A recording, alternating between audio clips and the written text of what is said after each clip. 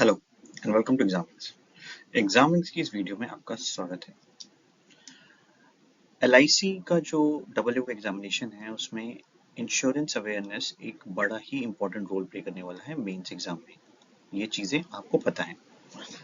Mains examination से related हमने अभी तक आपको 3 सेशंस बेसिकली प्रोवाइड किए हैं जिसमें इंश्योरेंस अवेयरनेस के बारे में हमने बात की है। आगे बढ़ने से पहले हम आपको बताना चाहेंगे कि हमारी वेबसाइट www.examwings.in पे आपको सारे के सारे एग्जामिनर के नोटिफिकेशंस, अपडेट्स की वीडियो, एलआईसी से related PDF plus practice set मिल जाएगा। प्रैक्टिस सेट में जहां पे आप क्वेश्चंस प्रैक्टिस कर सकते हो free of cost for insurance awareness. ठीक है, इंश्योरेंस अवेयरनेस के क्वेश्चंस हम उस पर अपडेट करते रहते हैं, आप वहां पे जाके प्रैक्टिस कर सकते हो। तो अभी विजिट करिए examwings.in और लेटेस्ट अपडेट्स चेक करते रहिए। इस वीडियो में हम बात करेंगे regulatory aspects of insurance agent की। ठीक है, तो बेसिकली इस चैप्टर में हम पढ़ेंगे कि रेगुलेटरी फ्रेमवर्क क्या क्या है जो एक इंश्योरेंस एजेंट, बिकॉज एलआईसी में जो भी इंश्योरेंस बेचा जाता है उसमें मैक्सिमम जो चंक होता है या मैक्सिमम नंबर ऑफ इंश्योरेंस एक एजेंट बेचता है। आप ये जानते होंगे कि इंश्योरेंस के एजेंट होते हैं, एलआईसी एजेंट होते हैं। तो उनका बेसिकली अपॉइंटमेंट कैसे होता है, क्या एलिजिबिलिटी होती है इंश्योरेंस एजेंट बनने के लिए, कैसे डिस्क्वालिफिकेशन की कंडीशंस होती हैं, उनको किस तरह से चीजें करनी चाहिए, कोड ऑफ कंडक्ट, टर्मिनेशन, ये सारी चीजें, और इन सारी चीजों को जो गवर्न करता है दैट इज IRDAI, उन सारी चीजों के बारे में इस वीडियो में हम पढ़ेंगे। तो जो भी आपको पहले मैंने वीडियो बताया था कि इंश्योरेंस एक्ट 1938 के अंदर एलआईसी का सारा चीजें गवर्न होती हैं। ठीक है, अपॉइंटमेंट कैसे होता है, एक ऑफिशियल लेटर इशू किया जाता है टू द एजेंट, किसके द्वारा, officer authorised to handle appellates, appeals और representation from agent. Appellate officer क्या होते हैं, इंश्योरेंस जो पर्सन होता है जिसको बेसिकली इंफॉर्मेशन बतानी होती है अबाउट द इंश्योरेंस, उसके प्रोज, उसकी क्या पॉलिसीज के अंदर कंडीशंस क्या क्या है, वो सारी चीजें आप बेचने से पहले बताते हो, वो इंश्योरेंस एजेंट होता है। ठीक है, तो ये वर्ड्स देख लो, ये वर्ड आपके लिए इंपॉर्टेंट है, सॉलिसिट, प्रोक्योर, रिन्यू और रिवाइव इंश्योरेंस पॉलिसीज। ठीक है, IRDA अथॉरिटी है बेसिकली जो गवर्न करती है इंश्योरेंस सेक्टर को। ठीक है, कंपोजिट इंश्योरेंस एजेंट क्या होता है, ऐसा एजेंट जो life insurance, general insurance, health insurance और ये सारी जो मोनोलाइन इंश्योरेंस सारी चीजें बेच सकता है। बेसिकली एलआईसी का जो एजेंट होता है वो एक नॉर्मल एजेंट होगा जिसको आप इंश्योरेंस एजेंट कह सकते हो। वो कंपोजिट तब तक नहीं होता जब तक वो किसी और कंपनी का जनरल इंश्योरेंस, हेल्थ इंश्योरेंस ना बेच रहा हो। आज की डेट में एलआईसी हेल्थ इंश्योरेंस में तो है, बट बहुत ही 0.1% ऑफ शेयर्स उसका है पर्टिकुलरली हेल्थ इंश्योरेंस में। तो LIC is planning to enter very aggressively in insurance sector. General insurance में LIC कहीं नहीं है, वो कहाँ आता है, GIC में आपको देखने को मिलेगा, NIC में देखने को मिलेगा, वहाँ जनरल इंश्योरेंस होता है। ठीक है, अब इसके बाद ये इंपॉर्टेंट पॉइंट्स हैं, आप देख लेना पॉज करके वीडियोस। मोनोलाइन इंश्योरेंस करते हैं insurance insurer in specialising in one line business like agriculture insurance. ठीक है, उस तरह के लोगों को मोनोलाइन इंश्योरेंस कहते हैं। Multi level marketing is provided scheme under section 42। ये सारी चीजें हम डिटेल में इस पूरी वीडियो में देखेंगे। अपॉइंटमेंट का प्रोसेस क्या होता है, सबसे पहले इंश्योरेंस एजेंट को इंश्योरेंस एजेंट बनने के लिए फॉर्म IA या 1A भरना होगा। ठीक है, उसमें उनकी कंप्लीट डिटेल्स चाहिएगी, पैन का डिटेल्स आता है और एक ऑनलाइन एग्जामिनेशन होता है। ठीक है, ऑनलाइन एग्जामिनेशन उनको क्लियर करना होता है, उसमें एक पासिंग मार्क्स होता है, इसमें पास एंड फेल होता है बेसिकली, नॉट कि आपको कितना परसेंटेज आ रहा है। If you are pass then you are pass, तो उतना स्कोर आपको लाना होगा and once you do it तब आप जाके आप इंश्योरेंस एजेंट बन सकते हो। जो एक ऑफिशियल होता है जो भी इसको चेक करता है वो सारे सारे रेगुलेशन 7 के अंदर चेक करेगा कि सारे नॉर्म्स फुलफिल हो रहे हैं। ये चेक करेगा कि applicant is not blacklisted और holding multiple appointments beyond permissible limit.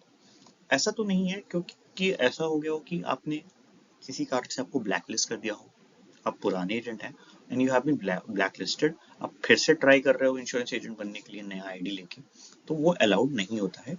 तो जो डेजिग्नेटेड ऑफिसर होता है वो ये सारी चीजें चेक करता है। वंस एवरीथिंग इज ओके, आपका सारा डॉक्यूमेंट्स ओके होता है, आप एग्जाम पास कर लेते हो, तो एजेंसी कोड नंबर आपको एक इशू होता है, जो बेसिकली इंश्योरेंस प्रोवाइडर आपको देता है। जैसे अगर आप LIC की बात करते हो तो LIC का इंश्योरेंस कोड आपको एक मिल जाएगा, एजेंसी कोड। 15 दिन के अंदर आपको फिर आपकी बेसिक अपॉइंटमेंट लेटर हो जाती है। इंश्योरेंस एजेंट या कोई भी एजेंट ऐसा होता है, उसका ये जो जॉब होता है ना, जॉब प्रोफाइल, वो परमानेंट फीचर का नहीं होता है। आप जितना काम करोगे उसके बेस पे आप कमीशन पाते हो। अब डिस्क्वालिफिकेशन कैसे हो सकता है, जो रेगुलेशन 7 के बारे में पिछले वीडियो में बात की थी, पहले पार्ट में बात की थी, उसको डिस्क्वालीफाई करने के जो पॉइंटर्स होते हैं, ये इंपॉर्टेंट पॉइंट्स हैं, ये एग्जाम के पॉइंट ऑफ से इंपॉर्टेंट है, ये सारा चीजें आप देख लेना। माइनर 18 एज से, मतलब आपकी मिनिमम एज 18 ईयर से ऊपर, 18 या 18 से ऊपर होनी चाहिए। साउंड माइंड का होना चाहिए। साउंड माइंड का मतलब क्या होता है, दैट आप मेंटली फिट हो, ठीक है। Convicted of criminal offences involving fraud और डिसऑनेस्टी, अगर आप इनमें से किसी केस आपके ऊपर सजा हो चुकी है, कोई इनसॉल्व क्या कहते हैं, फ्रॉड का, डिसऑनेस्टी का, तो आप एजेंट नहीं बन सकते हो।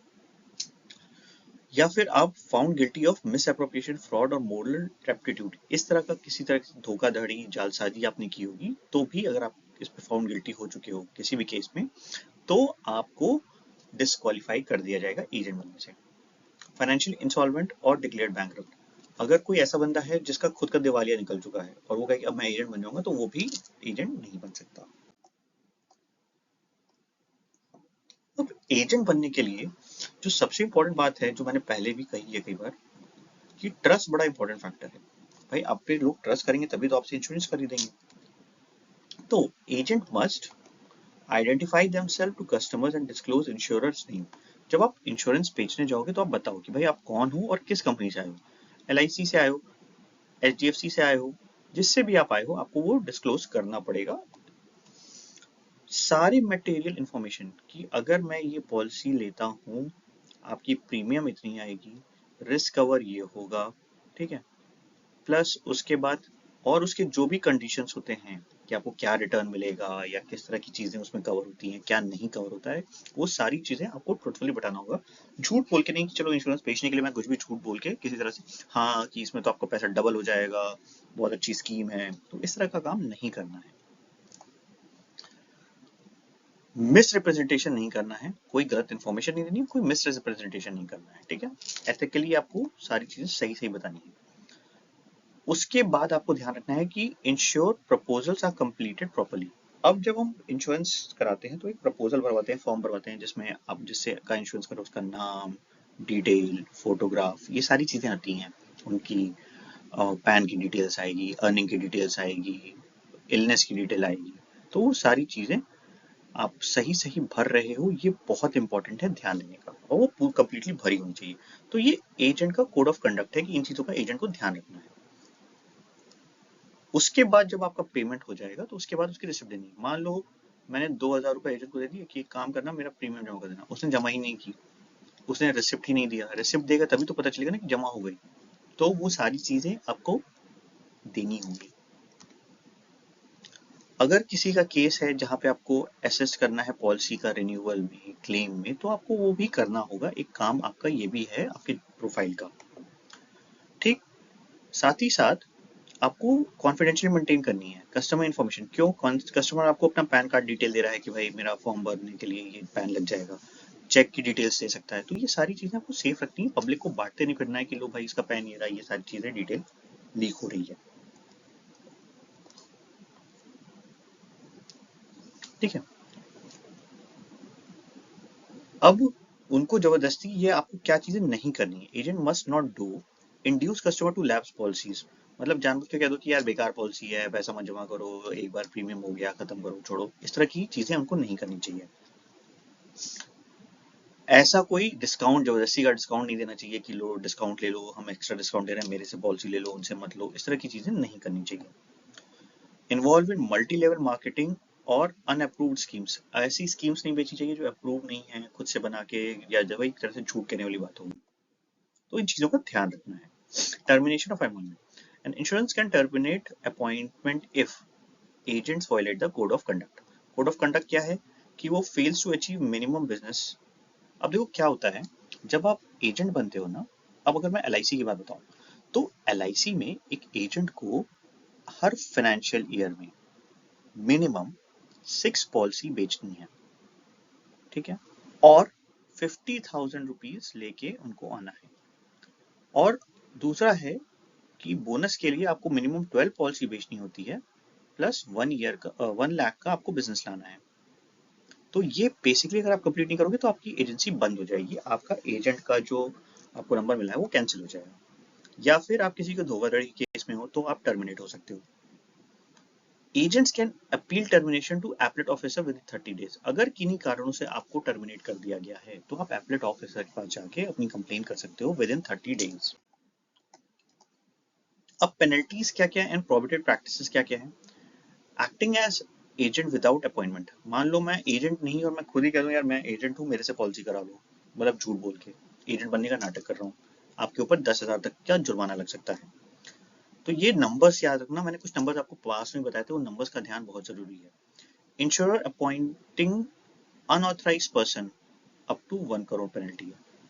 अगर अनऑथराइज पर्सन को आप अपॉइंट करते हो, ठीक है, इंश्योरर अगर ऐसे इंश्योरर अपॉइंट करता है तो 1 करोड़ रुपए तक की पेनल्टी लग सकती है।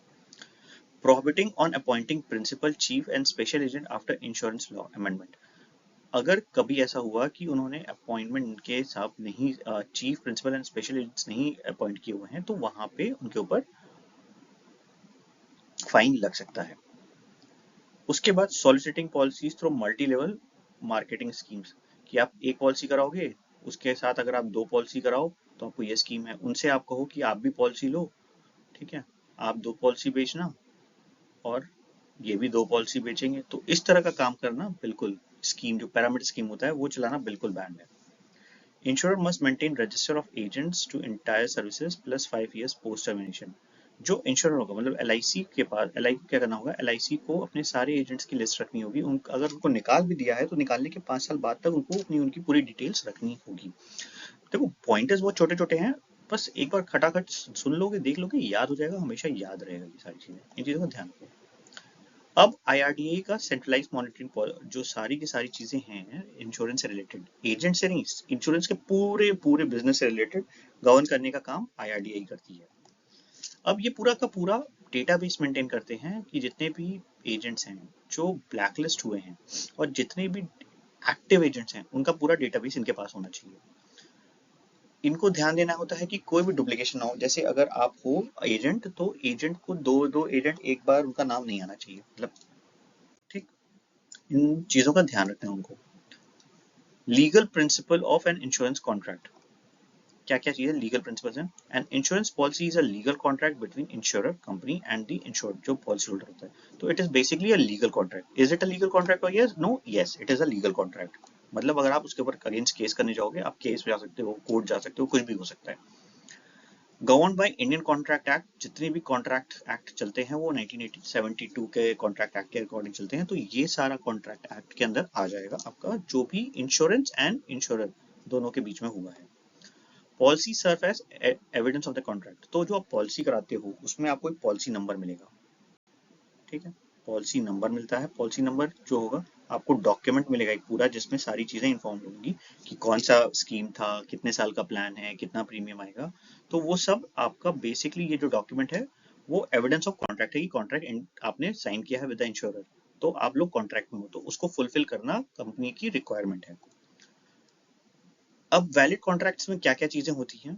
पहला तो एक्सेप्टेंस ऑफ ऑफर, कि प्रपोजल जो आपको कस्टमर को दिया गया, proposal made by customer, insurance aspects and becomes a policy, जो भी आपको दी गई वो फाइनली आपकी पॉलिसी बन चुकी है, कि हमने कहा कि हम 5 लाख रुपए का बीमा करा रहे हैं, ओके, इस 5 लाख के बीमा के लिए मैं 10,000 रुपए प्रीमियम दूंगा, कितना, हर साल दूंगा, तो ये आपका एक टर्म एंड कंडीशन फाइनल होने के बाद पॉलिसी बन गई।